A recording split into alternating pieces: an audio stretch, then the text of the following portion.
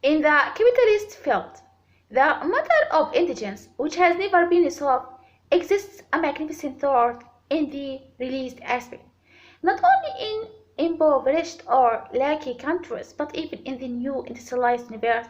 But whereas from some who are conjective to Marx, I don't think that the significance of Marxism this present day is simply passive. That is, I don't believe it's worthy simply as a criticism of capitalism. What's still neglected of the image is how and why confirmed shapes of cultivation might be viewed to flee the instrumentalization that concerned the Frankfurt School, and where, if everything owns a utopian signification, even if maybe only in the lower sense summarized by Williams, no mode of production and therefore no dominant social order and therefore no dominant culture ever in reality excludes or exhausts all human practice, human energy and human intention.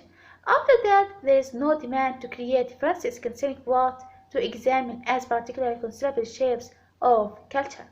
Otherwise, in the capitalist field, a lot of the community's institutional architecture, suggested by socialism, had been coming to such a range that it appeared to become engraved in the naturally advanced course of record and to be set progressively to win over the entire universe, thanks to the upgrowth of the modern nation states released from emancipation fights, and during most of the universe, authoritarian regimes met movements suggested by Marxism coordinate against them.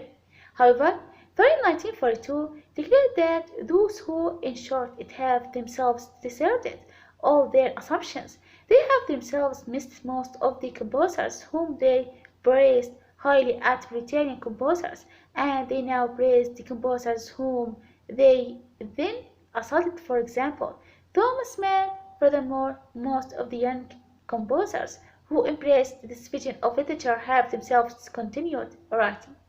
If a notion of literature manufactures no applications, then it is clear that notion is disturbed. It continues sterile and official.